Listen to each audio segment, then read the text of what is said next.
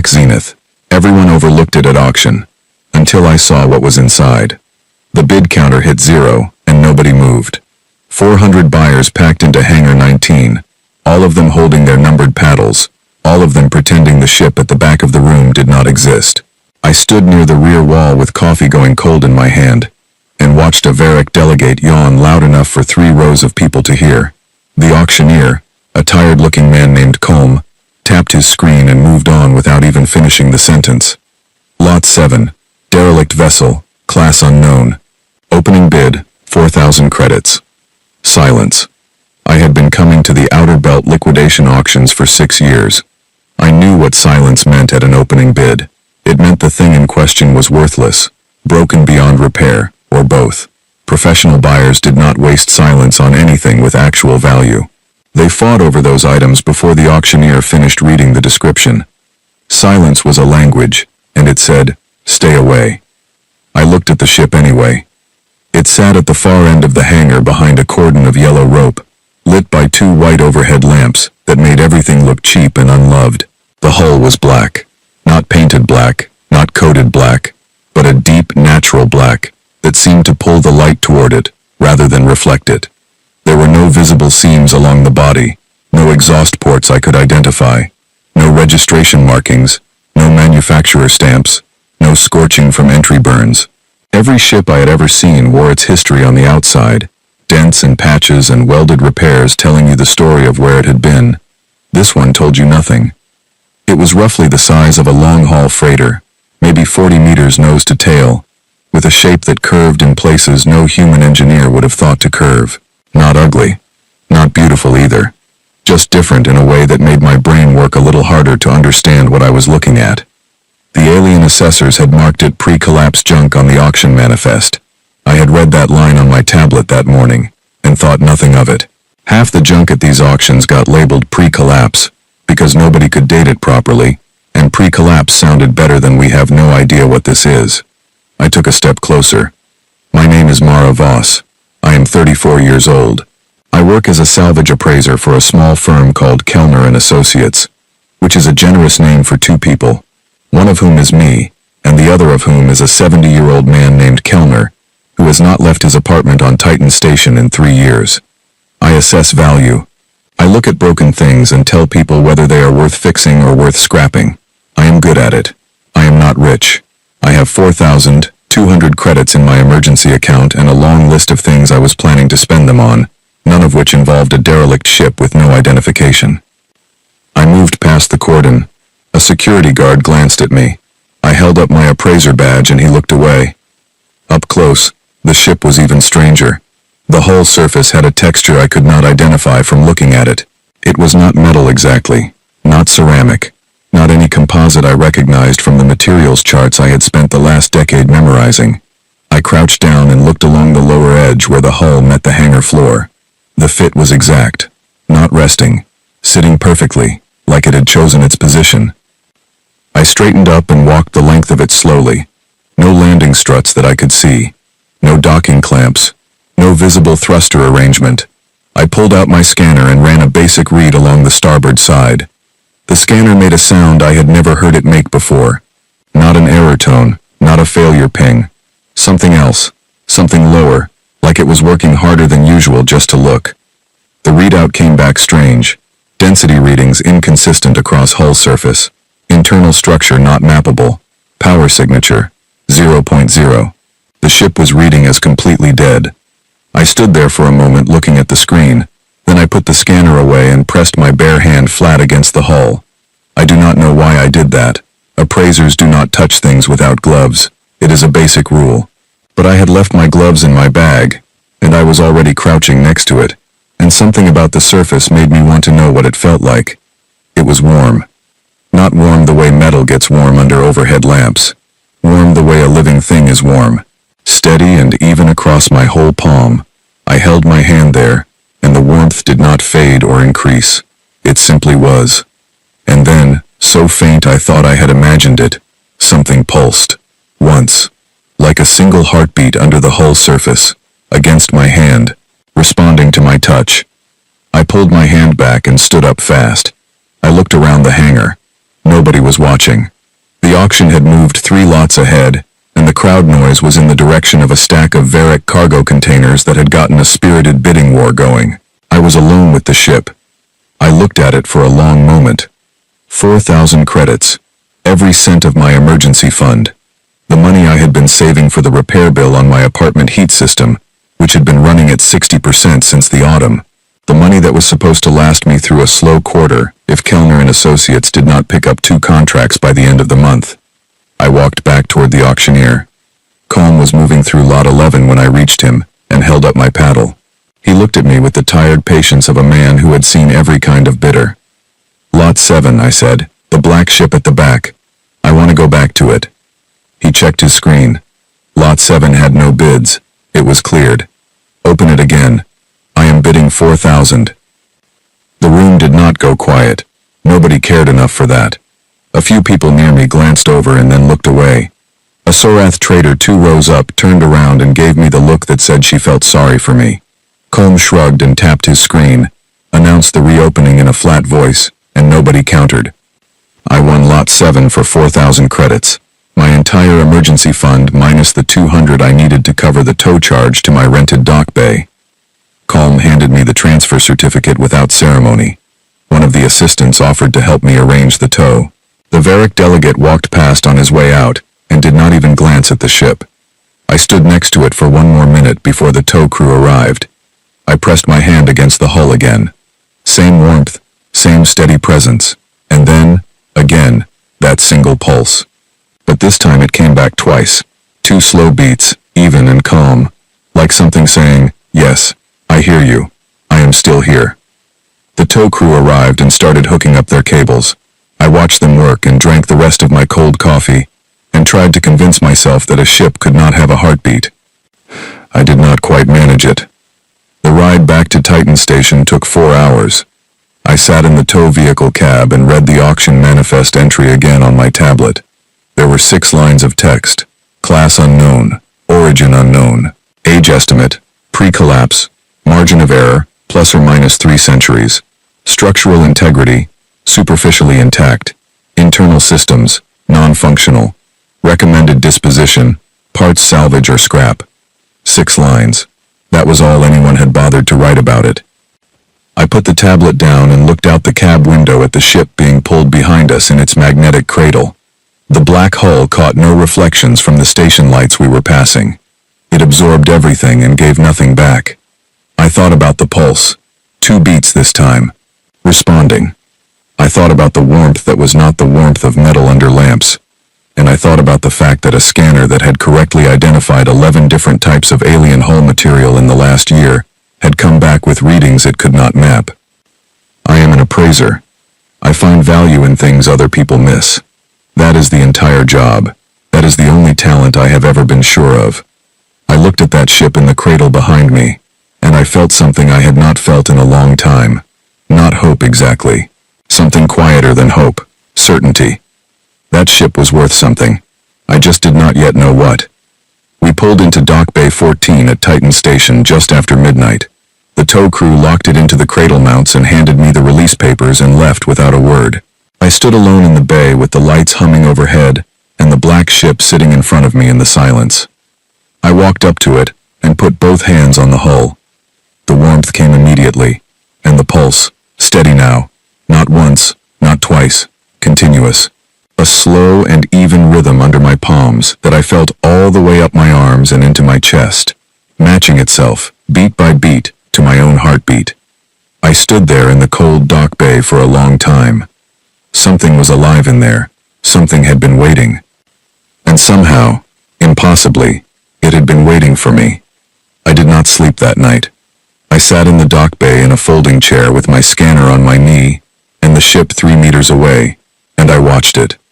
Every 40 minutes or so I got up and pressed my hand to the hull, and felt the pulse, steady and unchanged. Then I sat back down. I made notes on my tablet. I drank bad coffee from the bay's vending machine. I watched the clock move from midnight to 2 to 4. At 4:17 in the morning, something changed. It was not a sound. It was not a movement. It was a feeling that shifted in the air, the way pressure changes before a storm rolls in. I sat up straight in my chair and looked at the ship, and the ship looked back. I know that sounds strange. Ships do not look at people. But there is no other way to describe what happened. The quality of the air between me and the hull changed, and the pulse I had been feeling through my hands seemed to reach across the 3 meters between us, and land somewhere in the center of my chest without me even touching the hull at all. I stood up, and the ship opened. Not with a hiss of pressure seals, not with a mechanical groan of old hinges. A section of the hull simply separated along a seam that had not been visible before, and it folded back, and there was an airlock, and beyond the airlock there was warm amber light. I stood there for about 10 seconds not moving. Then I picked up my scanner, put on my jacket, and walked in. The interior was nothing like the outside. Where the hull was cold and angular and dark, the inside was warm and curved and lit from everywhere at once with a soft amber glow that seemed to come from the walls themselves. The corridor I stepped into was wide enough for 2 people to walk side by side, and the floor had a slight give under my boots, like firm rubber. The ceiling arched overhead. Every surface was smooth. My scanner made the same strange sound it had made in the hangar. It could not read the materials. It could not map the space. The internal dimensions on the screen kept flickering and resetting. I walked forward. The corridor curved gently to the right and opened into a larger space, a central room, roughly circular, with a raised platform in the middle, and walls that were solid for the first meter up, and then became something else above that, transparent but not glass, something that showed depth, like looking into very still water, and in that depth light moved, slow and complex and constant. I stepped onto the platform. The wall depth changed. The light in it organized itself into shapes, and a voice spoke from everywhere at once, low and even and not quite human, but built out of human sounds, like something that had been learning language from recordings. Contact confirmed, it said. Species, human, individual, new. Threshold assessment, initiating. I held very still. What kind of assessment? Basic. Completed. You entered alone. You touched the hull without instruction. You returned twice before entering. Assessment. Suitable. Suitable for what? The light in the walls moved. For being told the truth. That was not what I expected. I looked at the walls and the light moving in them and I said, all right, tell me the truth then. What happened next took 2 hours. The walls became a display unlike anything I had seen in 6 years of working with alien salvage. Not a holographic projection, not a screen, something that filled the whole room, 3-dimensional and precise, and began with a map. The map showed the galaxy, not a rough diagram, not an approximation, the real thing. Every arm, every cluster, every drift of stars laid out in exact proportion, and I recognized it because I had studied navigation charts long enough to know the shape of home from a distance. And on the map, 9 points of light began to glow. 9 civilizations, the ship said. In sequence, each found this vessel, each was assessed, each was turned away. I looked at the 9 points. They were scattered across the map, none of them near each other, spanning what looked like hundreds of thousands of years of galactic time. Why were they turned away? They were not wrong. They were complete. I frowned. What does that mean? The map changed. The 9 points each expanded into a brief image, a flash of a civilization at its height. I saw architecture that made human cities look like early drawings. I saw ships that moved between stars the way fish move through water. I saw species that had solved problems humanity had not yet named. Old, brilliant, powerful civilizations. Each reached this vessel after they had stopped changing, the ship said. They were certain. Certain of their laws, certain of their limits, certain of who they were and who others were. Certainty is the last stage. After certainty, there is only maintenance. And you needed something that was not certain. I needed something that was still becoming. I sat down on the edge of the platform because my legs had started to feel uncertain. Who built you? The map dissolved into something else. A world, green and gold and complicated, full of life, and a species on it, tall and thin, and moving with a slowness that did not look like weakness but like care. Taking their time with every step. The Arathi, the ship said. They are gone now. They completed, as all things complete. Before they ended, they built me. They called me the Black Zenith. They gave me one task: to find a threshold species. Yes. What is a threshold species? The ship was quiet for a moment. Then it said, a species young enough to still make mistakes, old enough to survive them, curious enough to enter a strange ship alone at 4 in the morning, stubborn enough not to leave when it gets difficult. I looked around the room. How long have you been waiting? Longer than your species has had written language. I let that sit. Outside in the dock bay, through the hull I could not see. The station was starting to wake up. I could hear, faintly, the shift change sounds of maintenance crews and cargo movers starting their rounds. Ordinary life, going on without any idea what was sitting in Bay 14. Why me? I asked. Specifically, out of all the humans. You noticed the pulse. Others have touched this hull in the past. Not many. 3, in the last 40 years. They felt warmth and moved on. You stayed. You came back. You spent your emergency savings on a ship everyone told you was worthless. That is not intelligence or bravery. It is a specific kind of attention that is rare even in threshold species. Attention, I repeated. You look at things that other people have decided are not worth looking at. That is exactly the capacity the Arathi were searching for. I stood up. My coffee had gone cold in my hand at some point. I had not noticed. What does the Zenith do? I asked. What is it actually for, beyond finding whoever opens it? The walls lit again. The galaxy map returned, but this time lines appeared across it. Dozens of them, then hundreds, threading between star systems in complex patterns that I slowly recognized as routes. Not random routes. Routes that connected everything to everything else in the most efficient pattern I had ever seen. Not one path from one place to another, but a web. A network. The path, the ship said. 47 gates.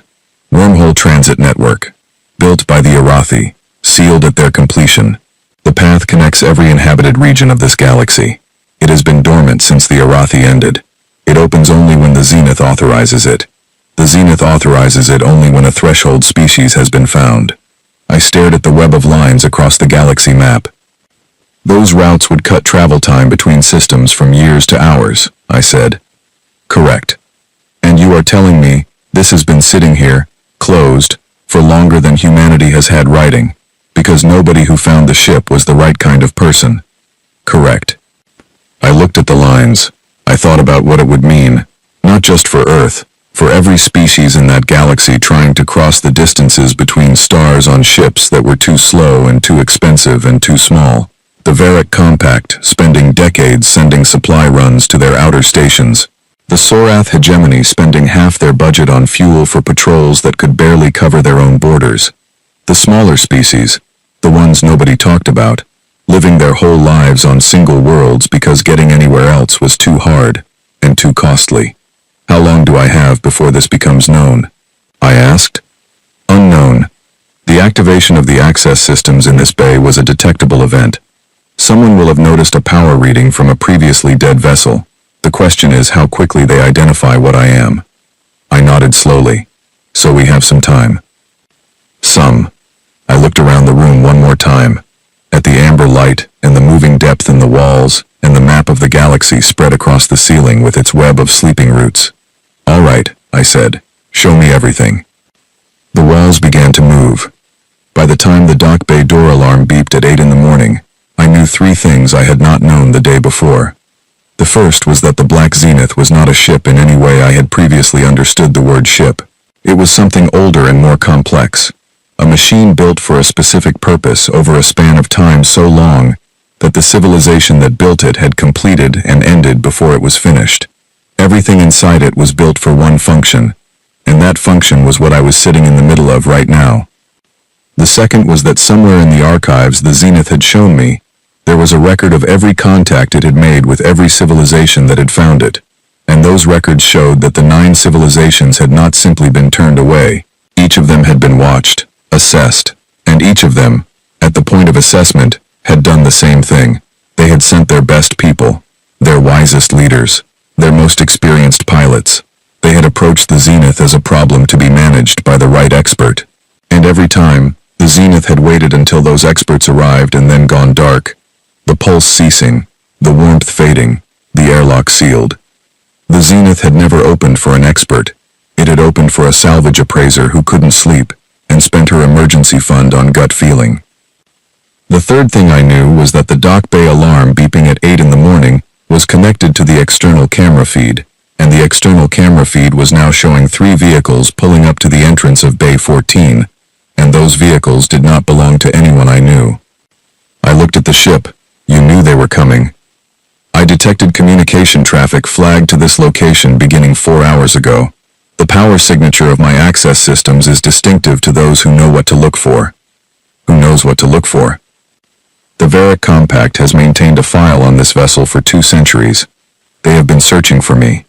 They did not identify me in the auction because my hull masks my signature when I choose. I chose to allow a low-level pulse read this morning. A test. I stared at it. You let them find us. I let them find the location. What they find when they arrive is your decision. I looked at the dock bay door, then back at the ship, then at the camera feed showing the 3 vehicles and the people getting out of them. Calm, organized, wearing the deep blue coats of Varric Compact diplomatic staff. How many people are about to knock on that door? I asked.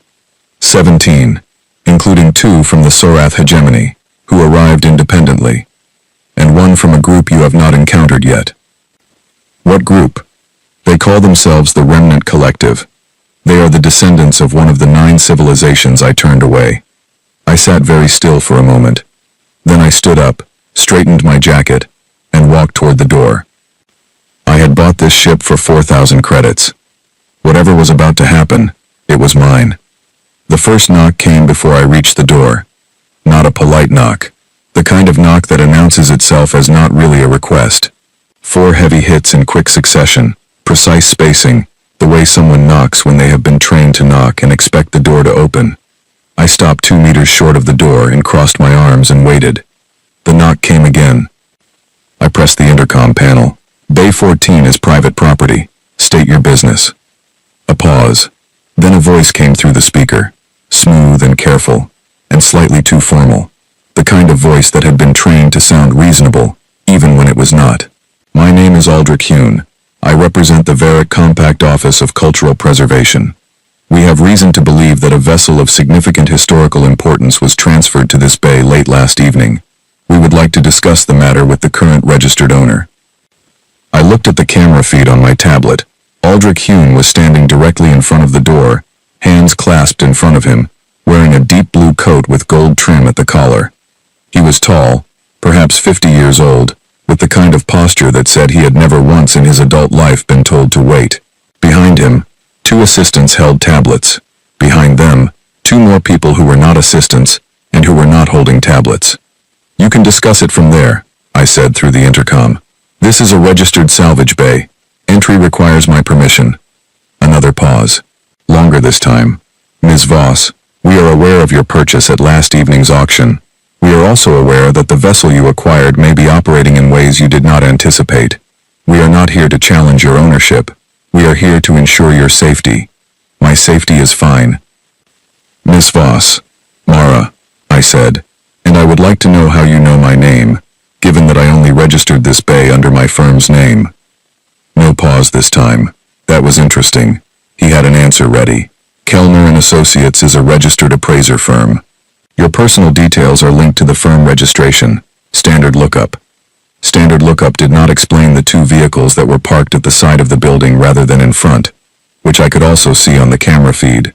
4 more people in those vehicles, not moving. Waiting. I stepped away from the intercom. I turned and looked at the Zenith sitting in its cradle in the middle of the bay. Can they get in without me? I asked quietly. No, the ship said. The access systems are keyed to your biometrics now. That occurred when you first entered. No other biological signature can activate the airlock. What happens if they force the bay door and get in anyway? They enter a bay with a ship that will not open. They have done this before. 3 times, in the last 2 centuries, Varric investigators have examined my hull. Each time they found a ship that read as entirely dead. They know you are not dead now. They know a power signal came from this location, They do not yet know for certain that I am operational. They are guessing. I thought about that. Then I walked back to the intercom. Mr. Hune, I am going to open the door. You may come in, alone, and we can talk. Anyone who is not you stays outside. A longer pause. I watched his face on the camera feed. Something moved behind his expression. The calculation of a person deciding whether to accept terms that were less than what he wanted, or push for more, and risk getting less. Agreed, he said. I opened the door. Aldrich Hune stepped into the dock bay and stopped. He was looking at the Zenith. Whatever he had expected to see, the reality of it standing there in the bay under the station lights had struck him somewhere he had not prepared for. His professional composure held, but I could see him work to hold it. The small tightening around his eyes, the slight pause in his breath. You bought this at auction, he said. It was not a question. For 4,000 credits, I said. Yes. Do you know what it is? I am beginning to. He turned to look at me. Up close, his eyes were careful and intelligent and tired in the specific way of a person who has spent a long time looking for something. The Varric Compact has been tracking this vessel for 218 years, Ms. Voss. We lost the signal 30 years ago when it stopped emitting. We only picked it up again this morning. What do you want from it? He was quiet for a moment, looking back at the ship. Answers. The Varric Compact traces our heritage to a civilization that existed long before the current era. We believe this ship was built by the Arathi. We believe it contains a record of what happened to every civilization that interacted with it, including ancestors of our own species. You want the archive? He looked at me sharply. You have accessed it. It was not a question either. I had said too much. I shifted slightly and kept my face still. I have been inside the ship. It opened for you. He said it slowly. The way someone says something they have been told was impossible for 200 years and are now watching happen in front of them. It did. He was quiet for a long moment. When he spoke again, his voice was a shade quieter. The Compact would like to purchase this vessel. Whatever you paid at auction, we will multiply it, significantly. It is not for sale. Ms. Voss. Mara. And I heard you the first time, Mr. Hune. The ship opened for me, not for the Varric Compact. I do not think selling it changes that. Do you? His jaw tightened slightly. He had good self-control, but not perfect self-control. What are you planning to do with it? I am still figuring that out. The Sorath hegemony is outside, he said. They are not as patient as I am. I noticed their vehicles, I said, and the 4 people sitting in them who are not diplomatic staff. Something shifted in his expression. Respect, maybe, or reassessment. You are more observant than the auction records suggested. I am a salvage appraiser. Observant is the whole job. The dock bay intercom clicked. A different voice, harder, and with less patience built into it. This is Commander Rael Sor, Sorath Hegemony Operations Division. Miss Voss, we know the vessel in your bay is the Black Zenith. We are asking you to open the bay door fully and permit a joint inspection team to... I pressed the intercom mute. I looked at Aldrich Hune. You can go back outside now. I need to make a call. He looked at the ship one more time. His expression was complicated, not hostile. Something more like grief. If you are truly the person it opened for, he said, please be careful. There are others besides the Compact and the Hegemony who have been looking for this for a very long time. Some of them are not interested in conversation. He walked out. I closed the door and locked it. I stood in the middle of the bay with the Zenith at my back, and the sound of Commander Rael Sor still trying to reach me on the muted intercom, and I thought for about 30 seconds without moving. Then I turned on the intercom again, not to answer the outside, but to address the whole bay. I need you to broadcast on the public station channel, I said to the Zenith. I want to make an announcement. Confirmed. Channel is open. I took a breath. This is Mara Voss, registered owner of the vessel in Dock Bay 14, Titan Station. I am making this statement on public record. The ship in this bay is privately owned salvage, legally purchased, registered under Kellner and Associates. Any attempt to enter this bay without my permission will be treated as unauthorized access to private property under Titan Station charter law, and I will be recording all such attempts. I am happy to speak with representatives from any organization, one at a time, through the intercom. I am not happy to be surrounded in my own bay by people who have not introduced themselves. Whoever you are outside, you now have a choice. Back off to a respectful distance, or this conversation becomes a very public one very quickly. I released the intercom button. From outside, I could hear the muffled sounds of people talking. Engines. Movement. I watched the camera feed. The Sorath vehicles backed up, not far, but enough to clear the immediate entrance. The Varric staff reorganized to a cluster 20 meters out. And then, from the far edge of the camera frame, a third vehicle that had not been there before. Smaller, older. It sat quietly at the edge of the lot, and nobody got out. That was the Remnant Collective, I realized. Whoever they were. The Zenith spoke without me asking. You handled that well. I got lucky, I said. No, the ship said. You read the situation accurately and responded in proportion to what was needed. That is not luck. I sat down on a crate and looked at the door. I need allies, I said. I cannot hold off 3 different galactic factions from a dock bay on Titan Station by myself. No, the Zenith agreed. You cannot. What do you suggest? The Remnant Collective has been waiting at the edge of your camera range without making a move. Every other party has announced themselves, demanded something, or positioned people strategically. The Remnant Collective is sitting in a vehicle doing nothing. Consider what that tells you. I looked at the camera feed. The small old vehicle at the edge of the lot, sitting still. They are not here to take anything, I said slowly. They are here to see if I get through the first part. Yes. I stood up and walked back to the intercom. I found the public bay address system and switched to a short-range channel. To the vehicle at the far east end of the lot. If you want to come in, the door is open for the next 2 minutes. 30 seconds passed. Then a single figure got out of the vehicle and walked toward the bay. No rush, no hesitation, just a person walking toward a door that was open. I watched them come.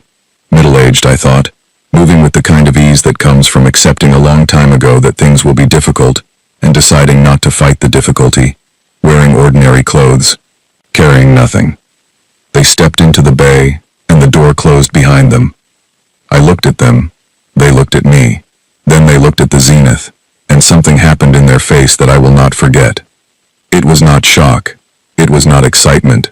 It was the expression of someone who has spent their whole life hearing about a thing, and now finally understands that the thing is real, and the understanding is heavier than the hearing ever was. My name is Owen Darce, they said. I am the second-generation coordinator of the Remnant Collective.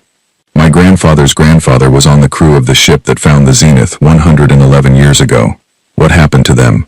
I asked. Owen Darce looked at the ship for another moment, then at me. They touched the hull, he said.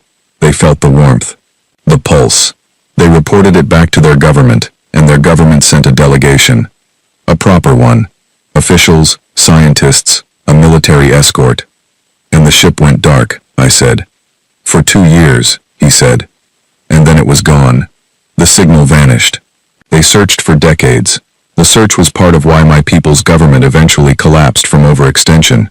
We lost a great deal chasing this. He paused. I am not here to take it. I want you to understand that.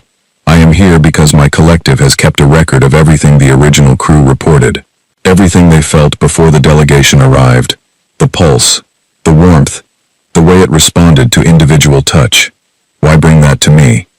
He looked at me with an expression that was entirely simple and completely serious. Because you are the first human who has ever been inside it, and I want you to know that whatever it shows you in there, whatever it asks you to do, the people whose whole history was changed by this ship are asking you please to be someone worth waiting for. The bay was very quiet. I looked at Owen Darce. I looked at the Zenith. I will try, I said. Owen Darce nodded once. That is all we asked, he said. That is all we ever asked of anyone. Outside, the Varric Compact and the Sorath Hegemony were still there.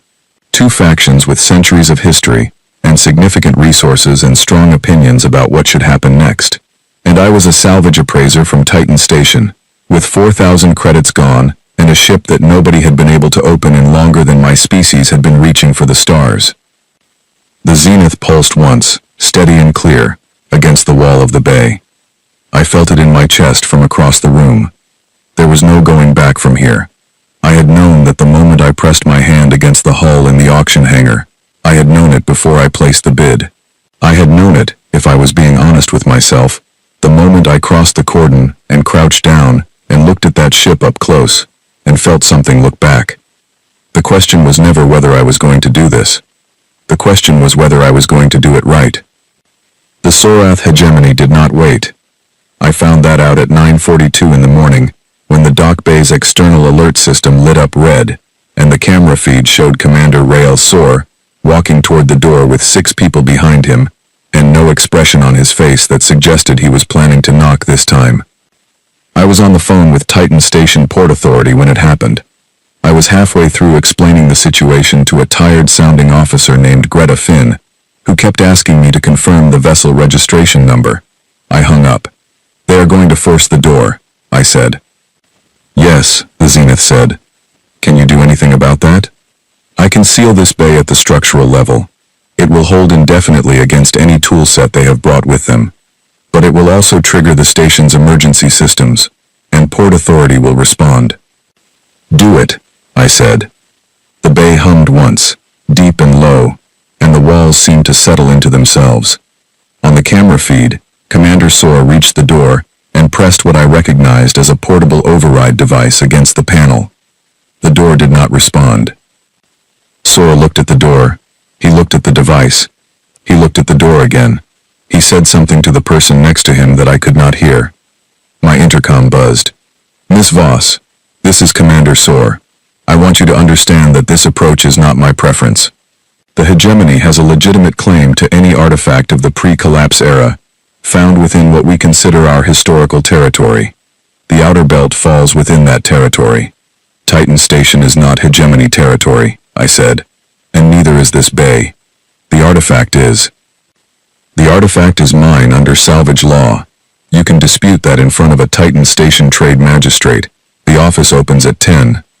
Silence. Owen Darce was sitting on a crate near the wall, watching all of this with the same quiet steadiness he had shown since he walked in.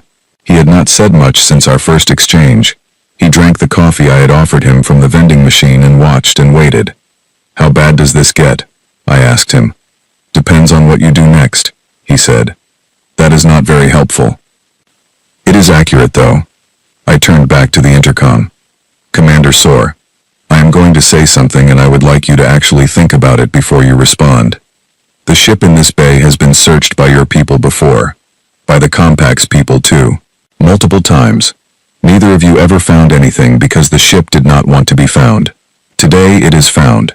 You are standing outside a bay that you cannot open, containing a ship that will not respond to you, talking to a person who is not going to sell it or hand it over.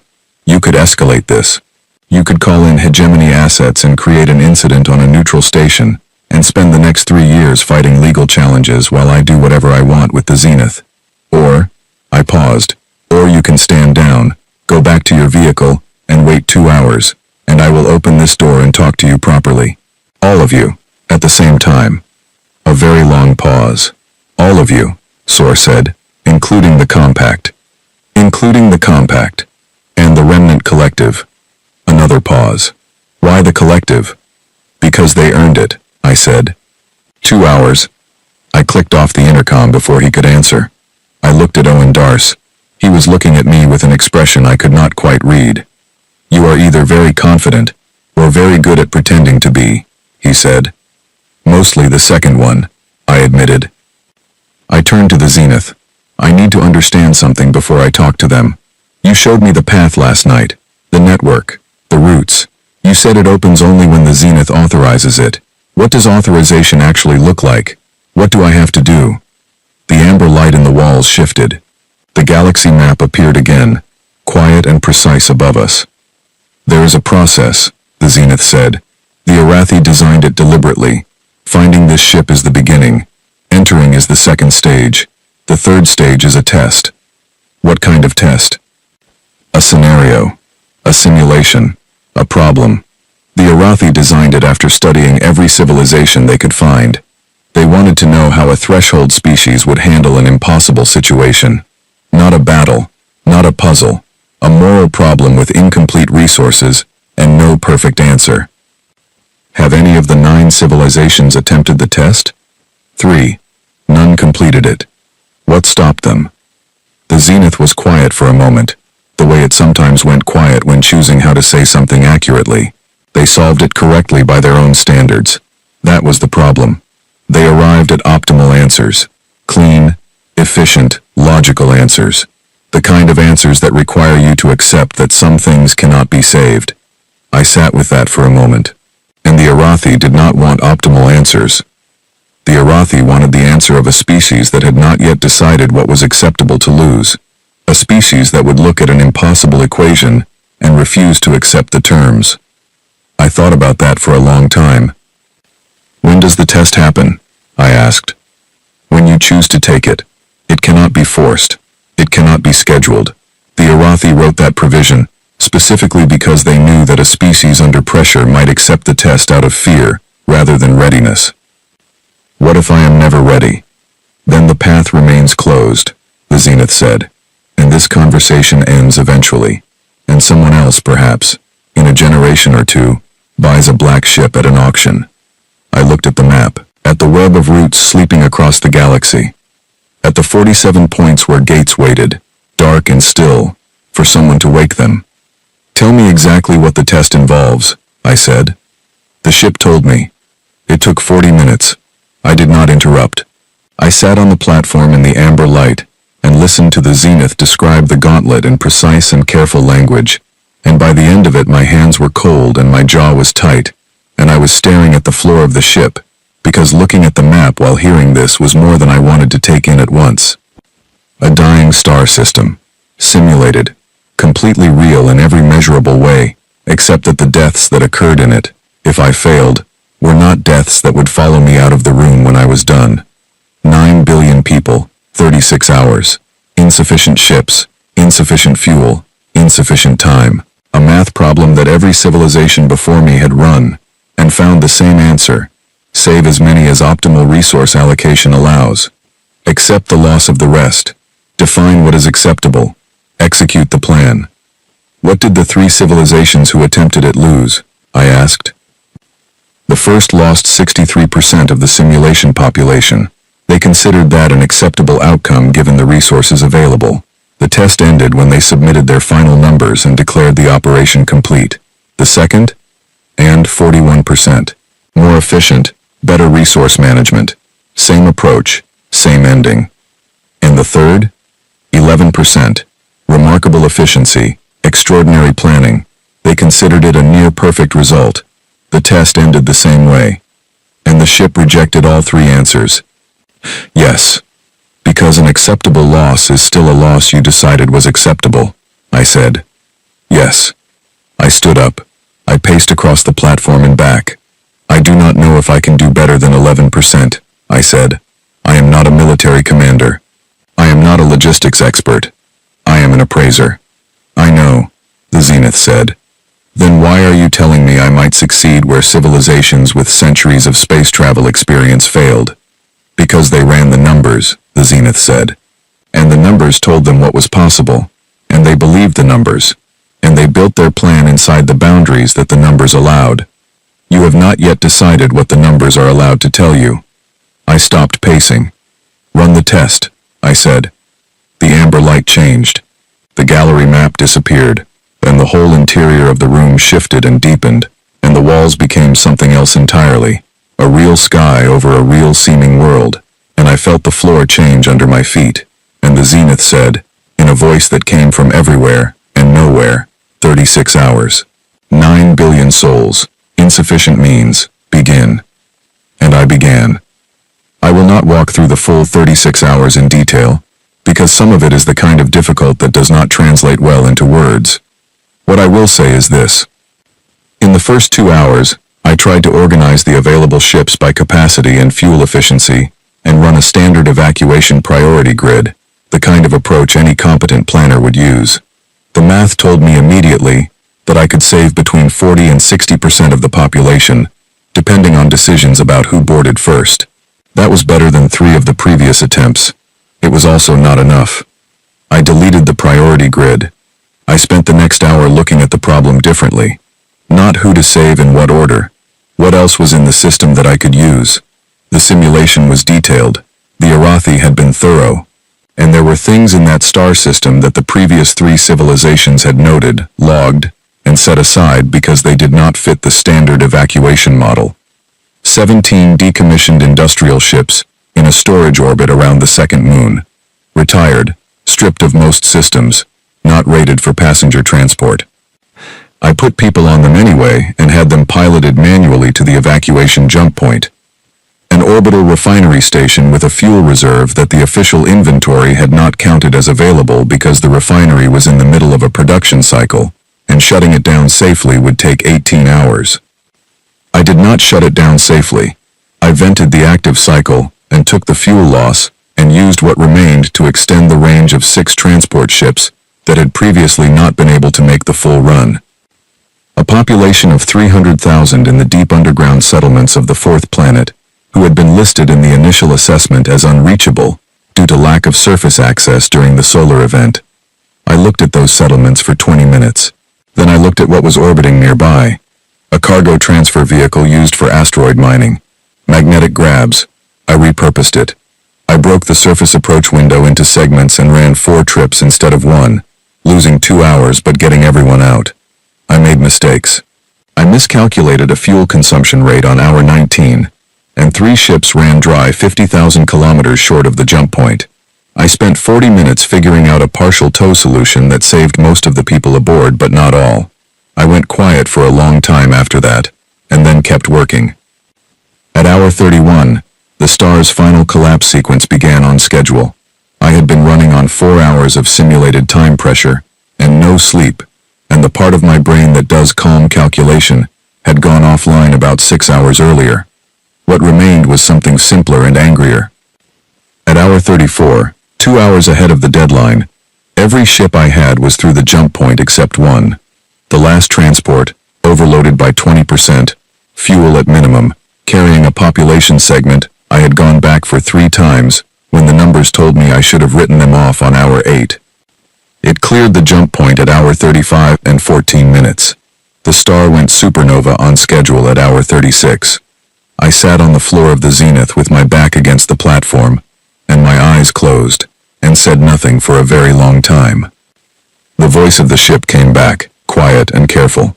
Simulation concluded. Population survivors, 94.3%. Tell me the number who didn't make it, I said. 531 million. 531 million. Even in a simulation that was not a real number about real people, it sat in my chest like a stone. I had done better than anyone before me. It was also the largest number of people I had ever thought about all at once, and each one was a life in the simulation that had ended when the star did. Is that enough? I asked. For the Arathi's test, is 94% what they needed? The Arathi did not design the test with a passing percentage, the ship said. They designed it to look for a specific behavior, the behavior of a species that refuses to decide in advance how many lives are acceptable to lose. That refuses to close the file on people who are too difficult to reach and move on. That goes back 3 times for a population segment the numbers say is unreachable. Not because the numbers are wrong, but because the numbers are not the only thing that matters. I opened my eyes and looked at the ceiling of the ship.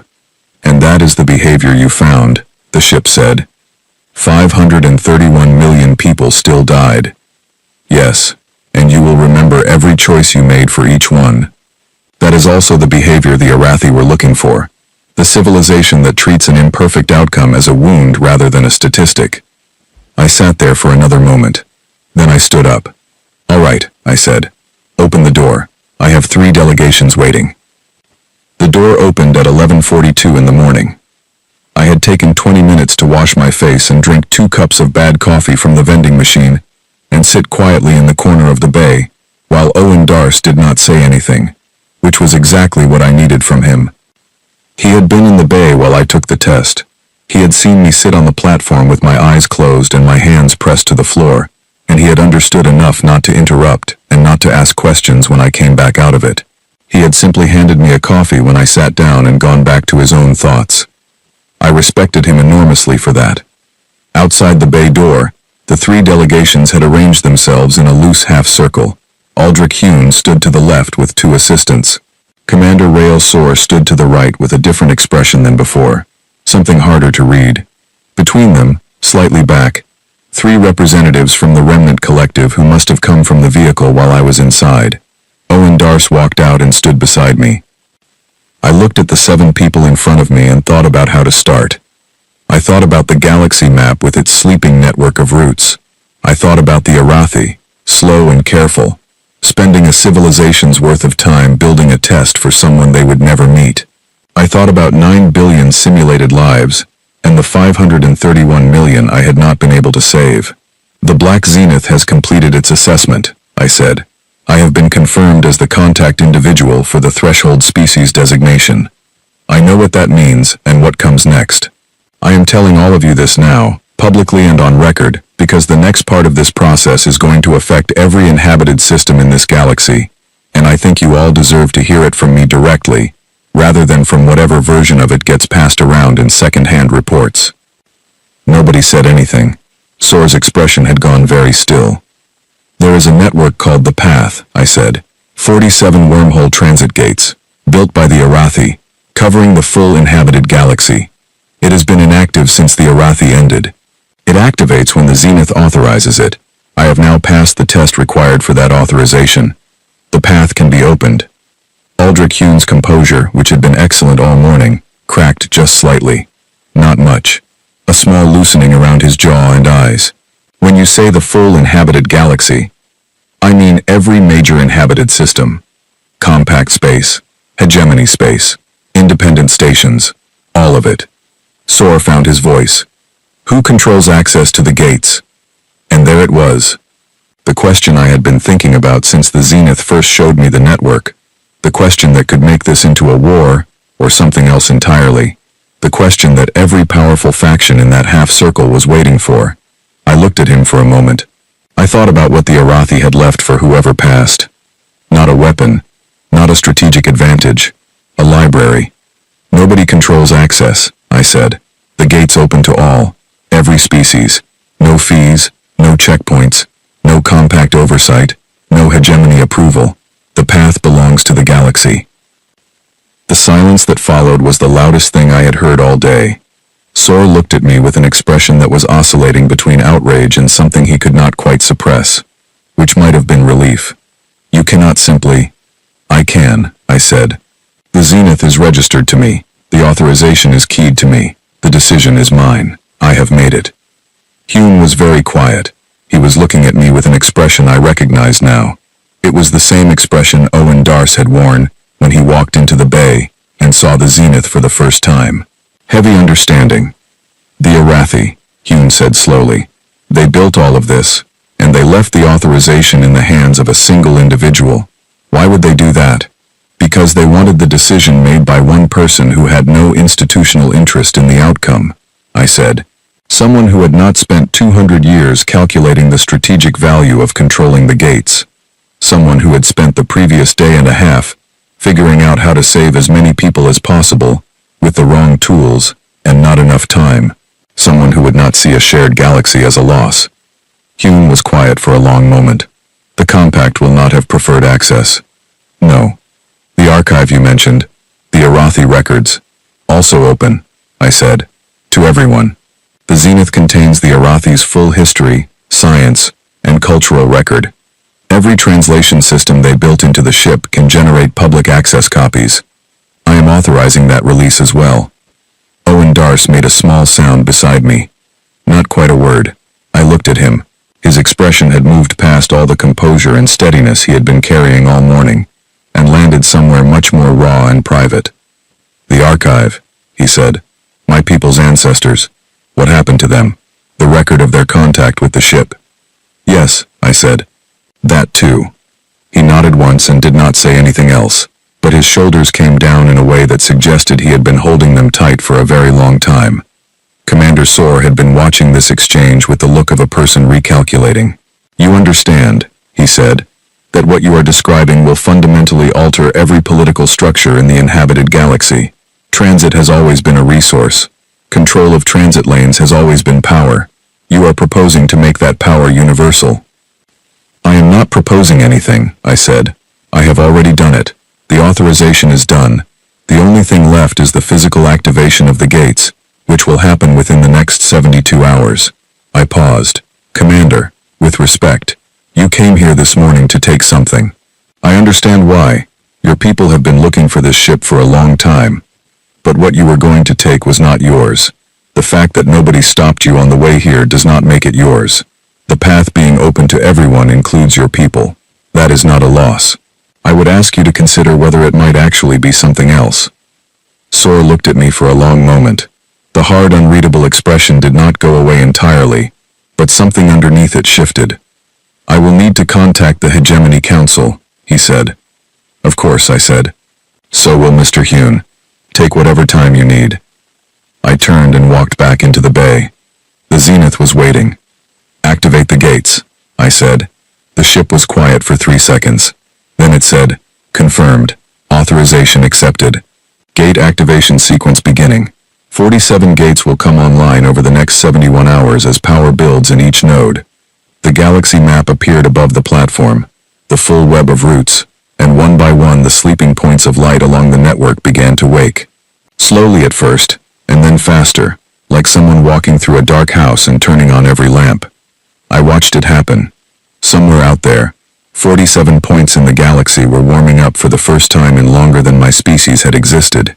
Ships that were currently crawling across empty space on multi-year journeys would eventually find shorter roads. Species that could not reach each other were going to find that the distance between them had changed overnight. I did not know what came after this. I suspected it was complicated. I suspected there would be arguments and negotiations and political fallout that would take decades to settle. I suspected the Varek Compact and the Sorath Hegemony would spend the next several years adjusting to a galaxy that did not give them the advantages they had expected. I also suspected that somewhere out there, small species on single worlds with one old ship between them were going to find a gate they did not know about, and walk through it, and discover a galaxy that had been waiting for them all along. The last thing the Arathi had shown the Zenith to record, in the final days of their civilization before they completed, was a message. Not addressed to any specific species, not to the threshold contact. Just a message, left in the archive where whoever found it would find it. The Zenith had shown it to me the night before, in the amber light of the central room, and I had read it 3 times, and thought about it all through the test and all through the morning, and I kept coming back to the last line. It said, "We built the door because we knew we would not always be here to hold it open. Find someone who will." I sat down on the platform in the middle of the Zenith, as the gates lit up one by one across the galaxy map. Outside, the 3 delegations were on their communication devices, trying to explain to their governments what had just happened. Owen Darce was standing in the doorway of the bay, looking up at the station ceiling with an expression like a person hearing news they had waited a lifetime for. The coffee from the vending machine tasted terrible. I drank it anyway. Some things you do just because they are familiar, and the world has shifted underneath you, and you need something ordinary to hold. 3 months later, I was back at the Outer Belt liquidation auction. Old habit, new reasons. Kellner and Associates had more work than it could handle. Everybody wanted a second opinion on everything these days. The galaxy was suddenly a more complicated place, and people with the ability to look carefully at things nobody else was looking at were worth more than they used to be. I had a team now. 6 people, 2 of whom I trusted completely. My dock bay had been upgraded to Bay 7, which had better lighting and a real coffee machine. The Zenith was still there, in the back, powered down to its lowest active state. It did not need to fly anywhere. It was the center of the network. It stayed put. I had spent 3 months talking to governments and agencies and representatives of species I had not known existed before all of this happened. I had sat in rooms where decisions were being made about the management of the path, and added the only perspective that I thought mattered, which was, keep it open, all of it, always. So far, they had listened. I did not know how long that would last. In the auction, a crate came in from the far edge of the belt, old, sealed. No markings anyone could identify. The auctioneer listed it as unknown origin, unknown contents, estimated age, pre-collapse. The room moved past it quickly. Professional buyers shook their heads and moved to the next lot. I was already walking toward it. I pressed my hand against the sealed surface. Nothing pulsed. Nothing was warm. It was just a crate, probably full of rock samples or broken parts or absolute junk. But I had learned that the difference between junk and something extraordinary was sometimes nothing more than being the person willing to pay attention. I raised my paddle. Opening bid.